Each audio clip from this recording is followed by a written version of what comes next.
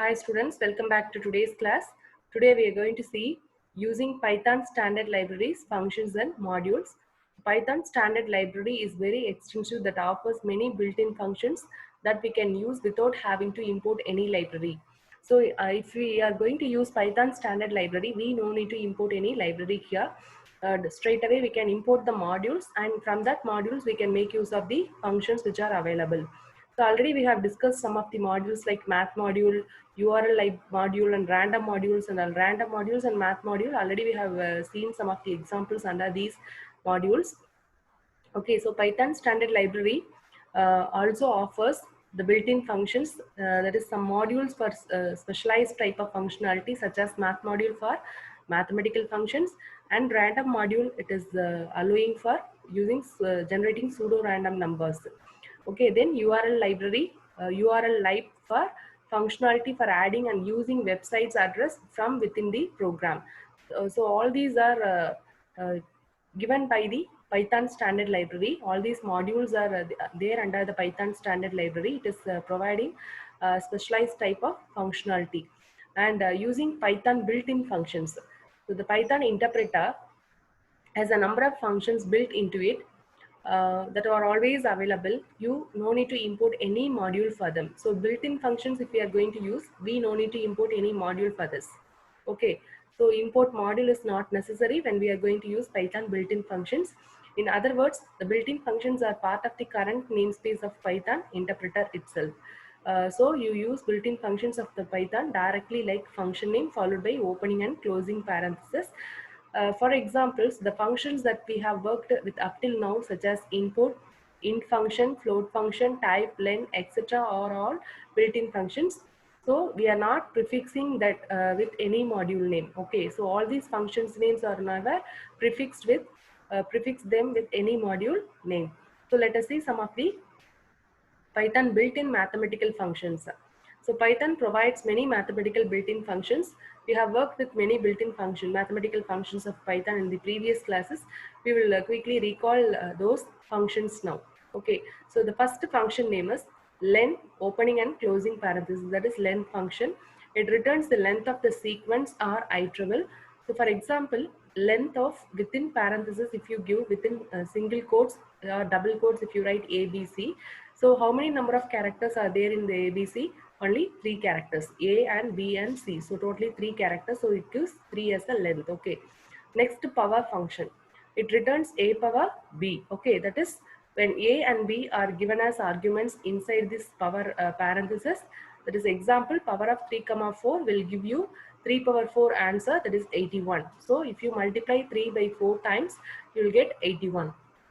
And str function, it converts the number into a string. So for example, if you pass integer number 12 inside this parenthesis, it will give as string value, integer convertible string. Okay, and if you pass 12.4 as floating point value inside the string function, it will convert float convertible string value. Okay, now int and float function we will see. Okay, so int function, it will convert integer convertible string to an integer. For example, if you pass within single quotes 12, it will give as integer 12. Okay, and then floating point, it will convert floating point float convertible string into a float. It is not integer, float.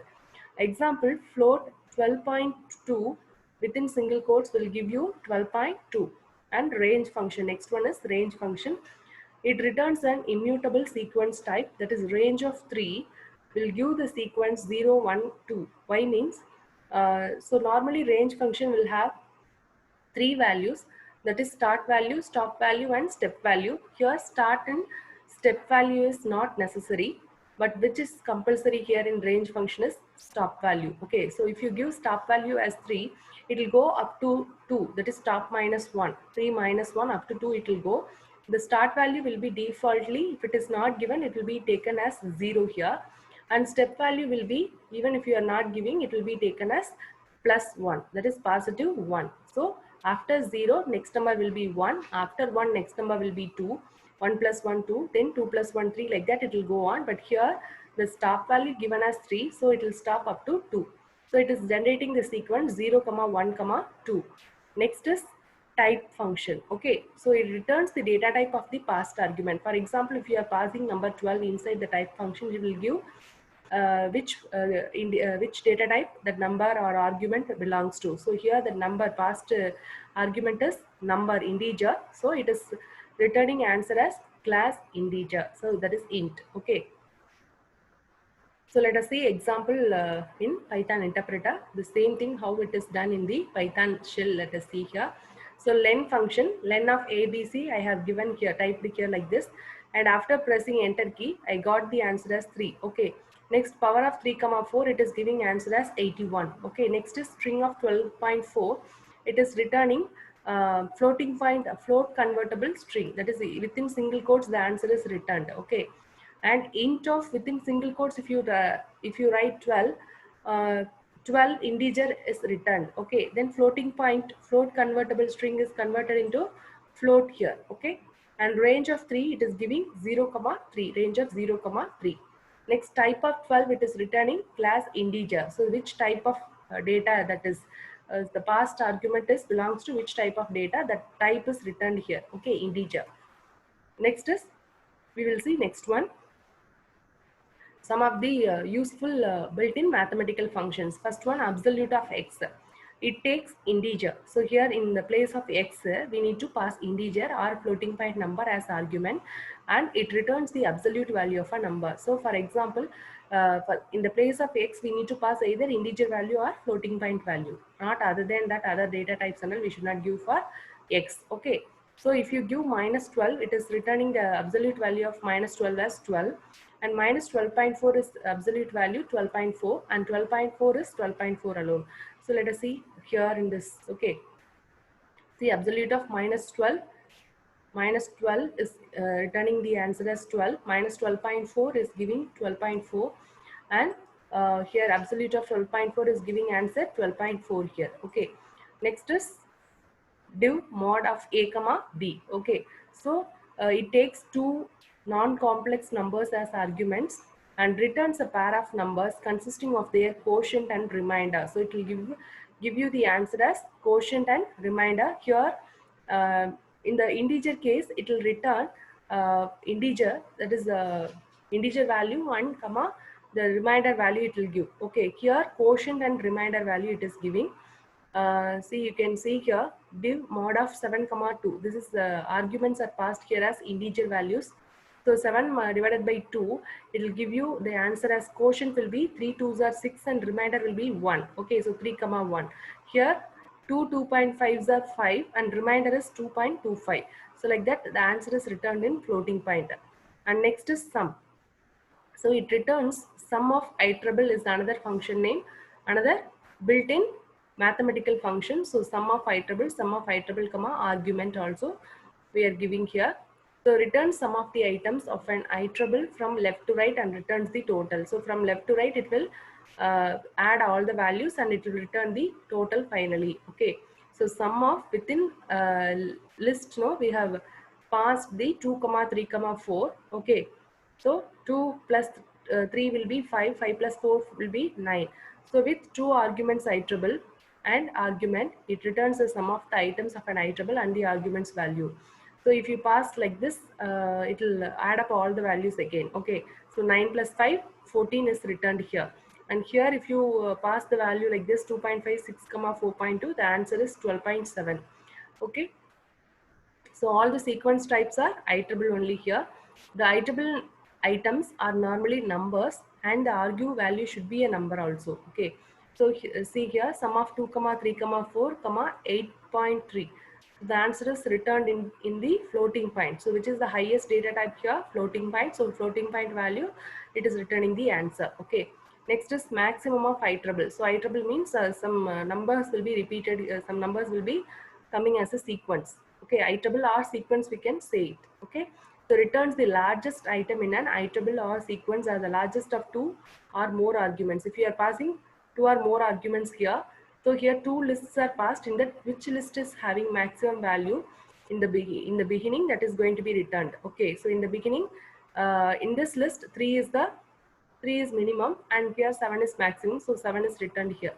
Okay, so maximum of 2 integer values is returned. So among these two, 5 is maximum. Among these two lists, 7 is maximum.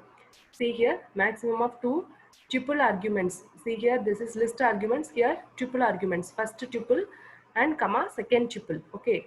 So tuple normally will have the comma. Even if you are using single value, that should be separated by comma. Okay. So the tuple that begins with a higher value is returned here. See, this tuple is starting with number 3. Here it is starting with number 7. So which is the highest value here? 7 only. So 7, the tuple is returned here. Even in the case of list also, the maximum of two list arguments are returned. So which is having the first value as beginning value as higher value? Yes, 7 only. So 7 is returned. And next one, maximum of 3, 5, 9, 10. So 10 is the answer. So maximum of one iterable argument return highest element from the tuple iterable. Okay, so this is one single tuple, and here also one single list. Among this list of items, no. So which is the highest element here? 27 will be returned here as the answer.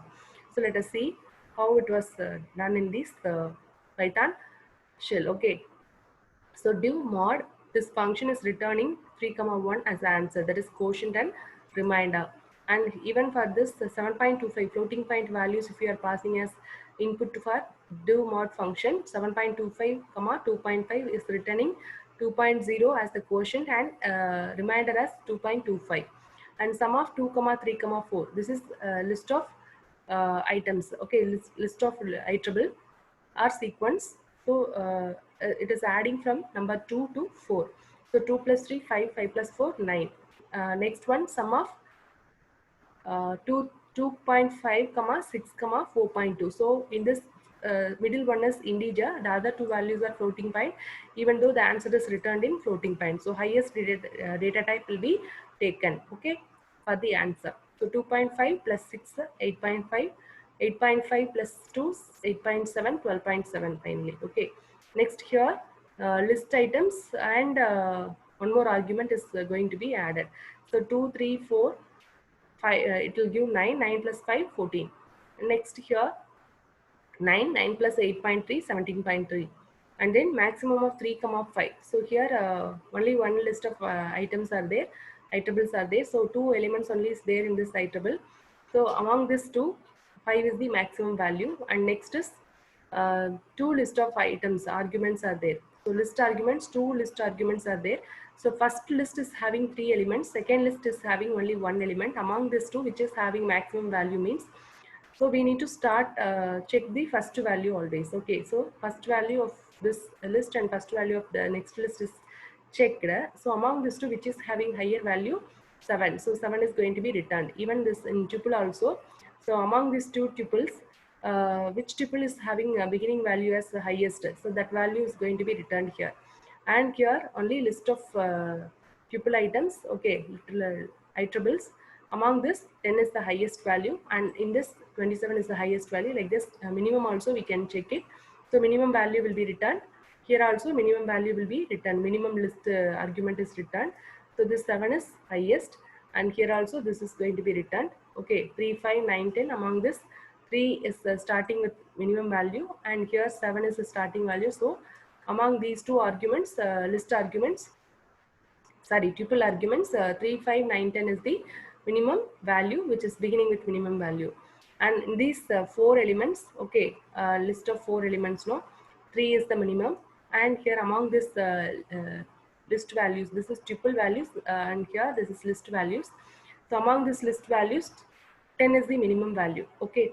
Next is octal we need to convert. So for octal conversion, for this function name octal, no, OCT means octal. Okay. So if you want to convert the given integer, so we need to pass integer value only here, not floating point value. If you pass integer value here, okay, so that octal will convert into the 0. It is starting with 0, and this is O. O means octal, and octal 30 is returned. So if you divide 24 by 8, we will get the answer as 30 only, 30 only. So you just divide 24 by 8. Okay. So 3 8s are 24, remainder 0. So 3 0, you just add it and you write it here. So you'll get the octal number for the equivalent decimal value 24. Decimal or integer value you will take. and hexadecimal of 24. Just divide this number by hexadecimal means what? 16. Okay, octal means 8. Okay, decimal means 10, and binary means 2. So hexadecimal 16. So you just divide this 24 by 16. So 1 16s are 16, remainder is 8. So 1 8. So 0 is the starting value, and x is indicating hexadecimal, and 18 is the hexadecimal equivalent of this 24. Okay, so like this we can get the answer for this minimum. Okay, so minimum built-in function will return the smallest item in an iterable or sequence, or the smallest of 2 or more arguments. For this we have seen in the Python cell. All these examples we have seen in the Python cell. Just go through it in your book. And after also we have seen in the Python cell how it was returning the answer. So if you pass n is equal to 24, so that is returning the answer as 0. So 0 is written like this. Okay, cross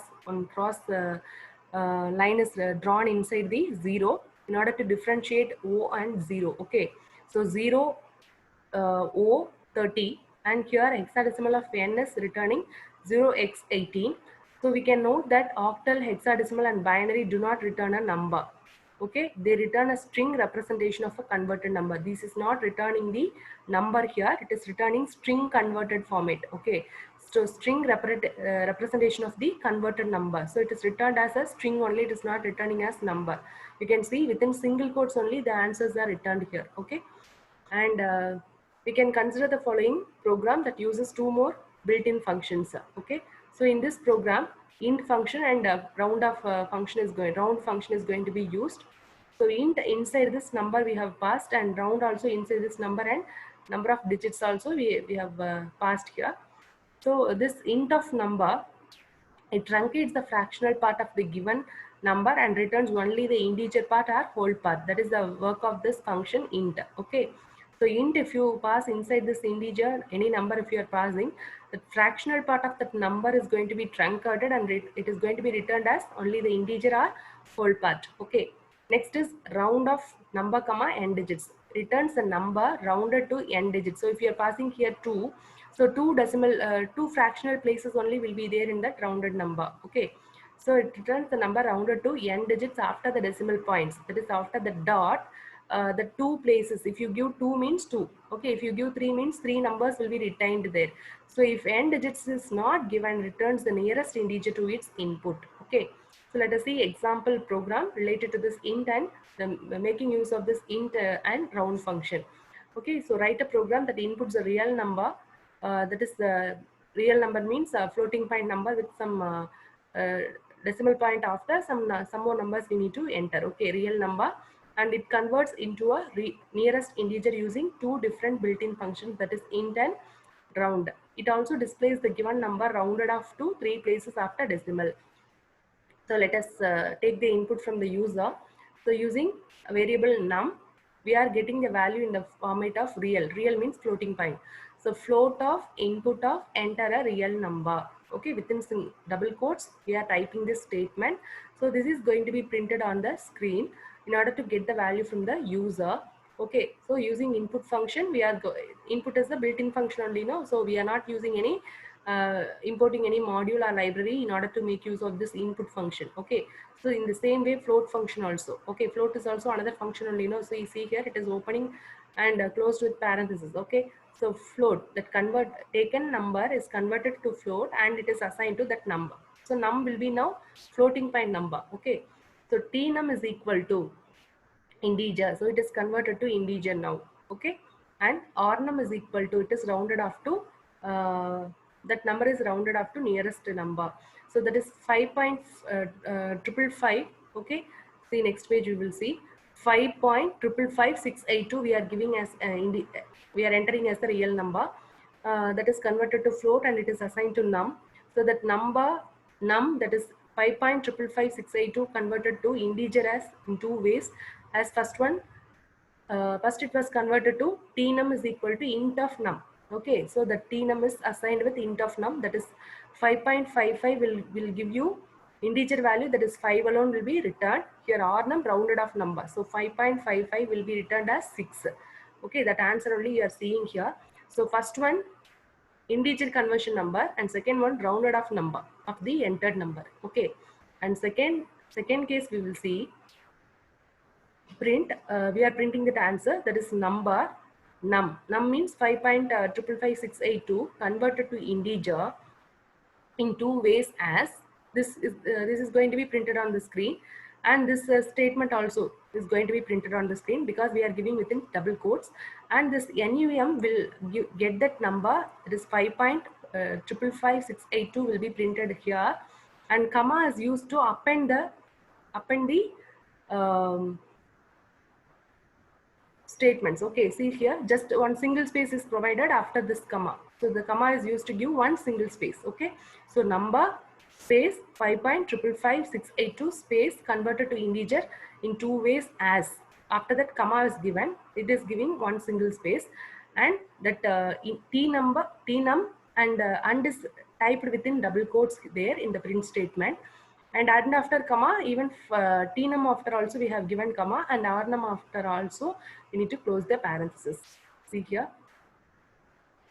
see like this it is written. That's why we are getting the output like that. Okay, next rnum2 is equal to round of num comma 3. So 3 places here n digits is given. In this place n digits are omitted. So n digits, if it is not given, it returns to the nearest integer to its input. That is 5.5 is nearest integer is 6. Okay.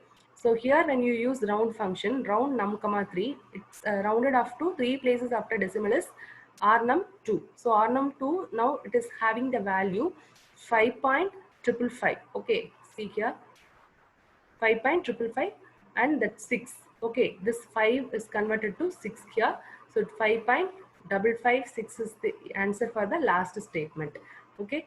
So in the next video, we will see the next topic, that is Python built-in string functions. Till now we have seen mathematical functions. Next we will see string functions. Before that, we have executed the same program here in this Python cell. So we got the answer also. Okay. So first you are entering the real number using this statement, and that number is converted to integer and rounded off to 6. So 5 and 6 is printed here. The tnum and rnum is printed here as 5 and 6. And now we are rounding off that entered number to 3 decimal places, 3 places after decimal. Okay. So that is assigned to rnum2. So that rnum2 we are printing here, that is 5.556 is the answer. So thank you for your listening. So in the next class, we will see this Python built-in string functions, and some more topics also we will see in the next videos. Thank you.